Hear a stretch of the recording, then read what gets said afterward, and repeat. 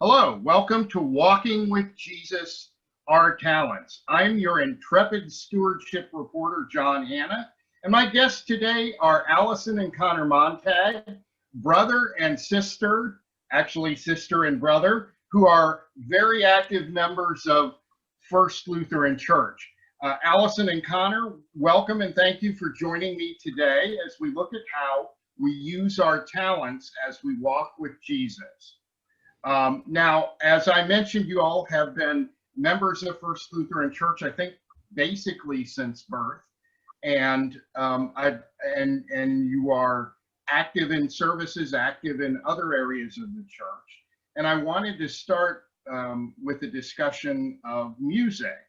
I'll start with you, Connor. I know you play bells. You're also known for your guitar playing. And for Alpha services and other things. So talk about how you got started with that. I would say that music has been pretty much a part of my life, even ever since I was growing up. I enjoyed playing different instruments. I played violin since third grade. I played bells since about middle school. And then I picked up the guitar when I was about 16 years old. And I just found a lot of enjoyments in playing, not just for myself, but for other people, performing just random songs, helping out in Alpha, just other venues that could give me an opportunity to give something back to the community and share some of the things that I'm passionate about. And Allison, you have played the cello for us during services. So talk a little bit about that. Yeah, so I started playing cello when I was in 5th grade. I actually got my love of music from my brother Connor. I remember him playing the guitar around the house when I was younger. We actually performed in one of the church talent shows, and I sang and he played the guitar, and that was my first debut for performing at church. So ever since then, I've really just loved playing music for other people. It's just a really fun way to express my musical gifts. So. Well, what do you two think it adds to the worship services to play music, to use your musical talent in those services? I'll start with you, Allison. I think it just adds a whole nother layer. I mean, it's different from everything else we have in the service, and music can be really moving for some people, and yeah, it's fun. And Connor? Well, I think the simplest way to put it, why I do perform music and why we even have music in the church in the first place is because it gives a lot more opportunities for the congregation than just reciting scripture or anything of the sort like that. When you sing, you have to add in emotion, in specific inflections. You start putting your heart and soul into what it is you're singing. Now, the two of you also are active in services in other ways. Um, Obviously, you all acolyted. Connor, you've been an assisting minister. Allison, you've helped with sermons. Connor, talk about what motivated you to use your talents to do that. I think simply put, it was just a way for me to give back to the community as here at the church. It was always something I thought was really cool when I was a little kid. And when I had the chance to do it, just to help out with the church and lead in worship, I basically jumped at the chance, whether it was acolyting and then progressing to communion assistant, reader, and even assisting minister. And Allison? Yeah, I remember my first time I acolyted. It's a super nerve-wracking thing, but once you do it so often, you get the hang of it, and it's really enjoyable. I love being able to help out with leading the church service. About 2 years ago, I did my first sermon. I did one for the adults, or for the whole congregation, and then a children's sermon as well, and that was super special for me. It was over baptism, and I talked about my baptism, and it was just a really special time, and I enjoy that. So Okay. And the two of you also are involved in what we would call helping run the church governance. Allie, you are on the Youth and Family Ministries Committee, And Connor, you are serving on council as the secretary at the moment. Connor, talk about what made you say yes to that. I guess in the simply put, the council was kind of the ultimate way to give back. I had been asked about it before, but at the time I was in college and had way too much on my plate to even help out with that.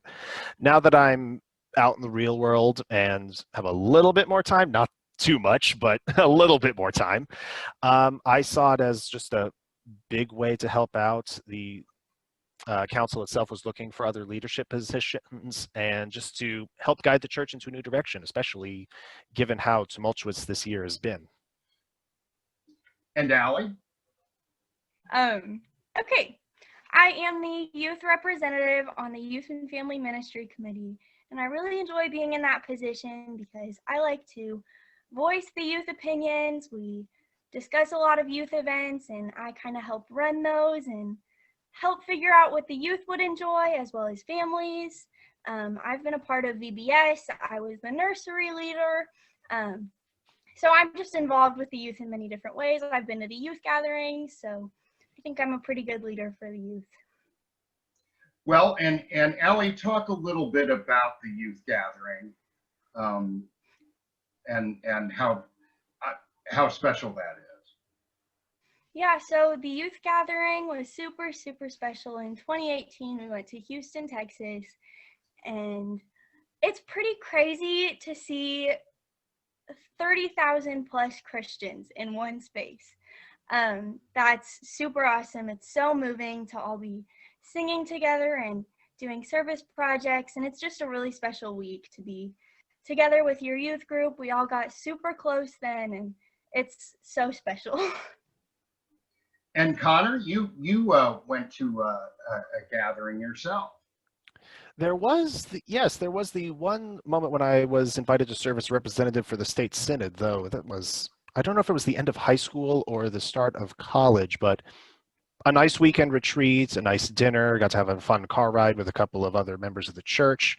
Honestly, the rest of it is a bit of a blur with meetings, talks, and discussions from very important individuals, but I do have a fond memory about that, even just as a nice weekend to get closer with God.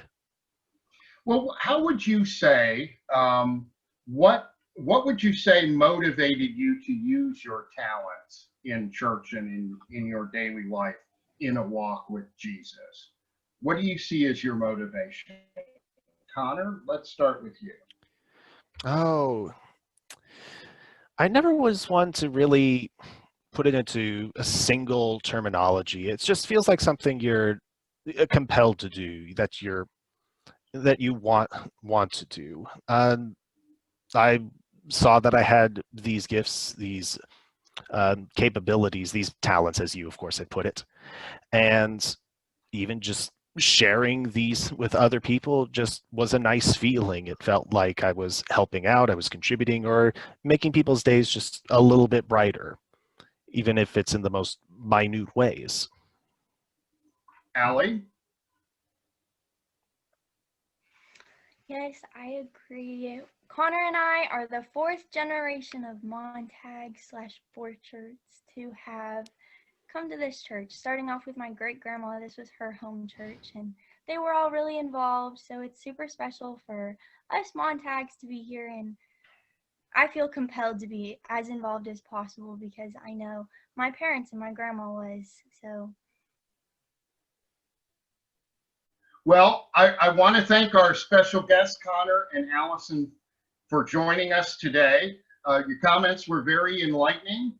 And I'll just add that next week we'll have other special guests as we examine Walk with Jesus, our treasury. As we walk with Jesus, God gives us the gift of treasures.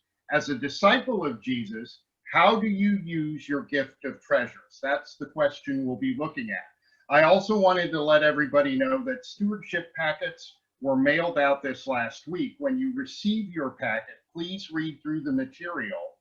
On November 7th and 8th, please return your stewardship intent of giving form during any of the weekend worship services or through the office at your convenience. Thank you for joining me today. I'm going to sign off now. John Hannah, your intrepid stewardship reporter.